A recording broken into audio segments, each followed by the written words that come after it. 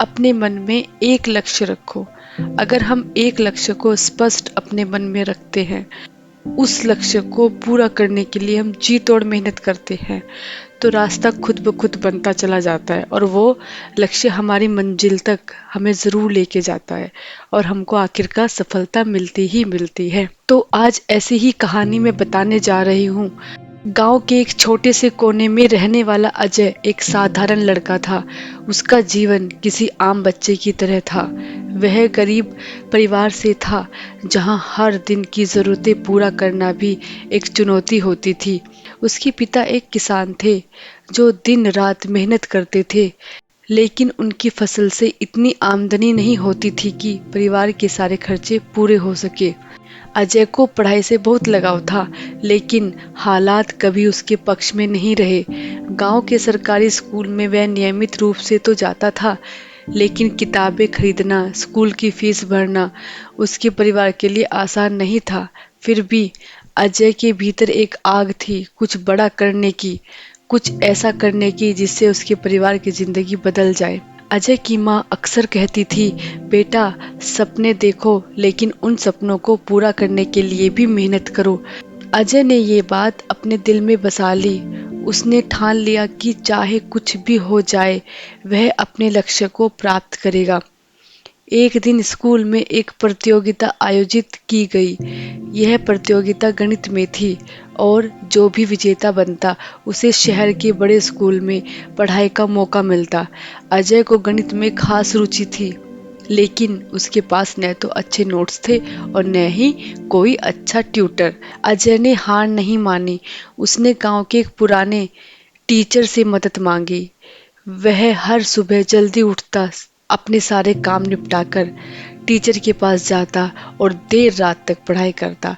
उसके दोस्तों ने उसका मजाक भी उड़ाया, अरे अजय, तू इतना क्यों पढ़ रहा है? गांव में रहकर तू क्या बड़ा आदमी बनेगा? लेकिन अजय ने कभी किसी की बातों पर ध्यान नहीं दिया। उसके पास एक पुरानी फटी पुरानी किताब थी। उसने उसी किताब को बार बार पढ़ा, सवाल हल किए, गलतियां की और उनसे सीखा। सब लोग सो रहे होते थे जब अजय जागकर अपने लक्ष्य की ओर बढ़ रहा होता था। आखिरकार प्रतियोगिता का दिन आया। अजय ने अपने सारे ज्ञान को एकत्रित किया और परीक्षा में बैठा।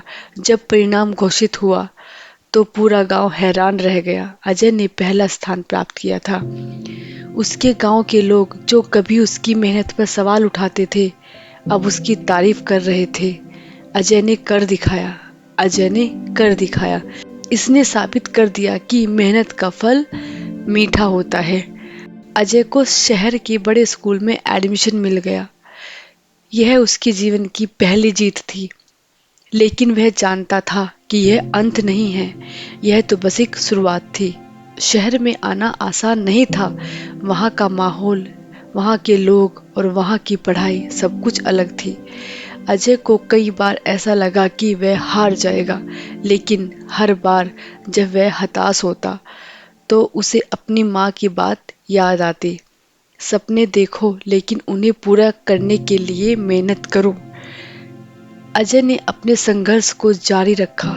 शहर में भी वह सुबह जल्दी उठता, अपने सहपाठियों से सवाल पूछता, लाइब्रेरी में घंटों बैठता और खुद से बेहतर बनने की कोशिश करता।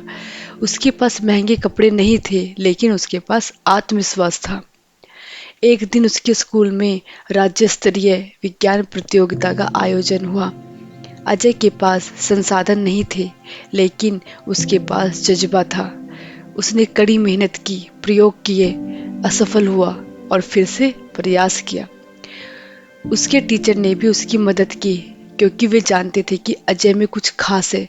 जब प्रतियोगिता का दिन आया तो अजय ने ऐसा मॉडल प्रस्तुत किया जिसे देखकर सभी जज प्रभावित हो गए।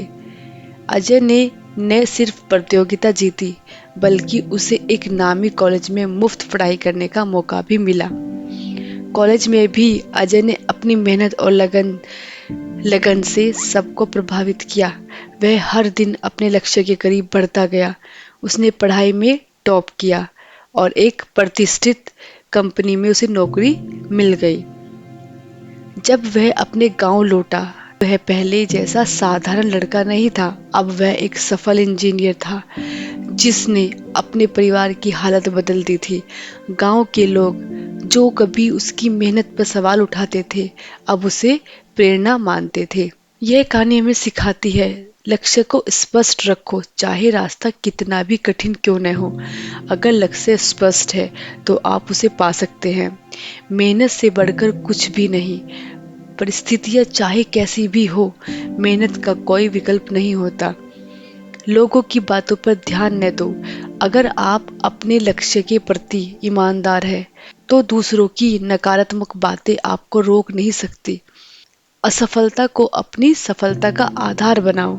अजय ने अपने जीवन में जो हासिल किया, वह सिर्फ मेहनत, धैर्य और दृढ़ निसंकल्प से संभव हुआ। मन में रखो एक लक्ष्य, क्योंकि अगर लक्ष्य है स्पष्ट, तो रास्ता खुद ब खुद बन जाता है।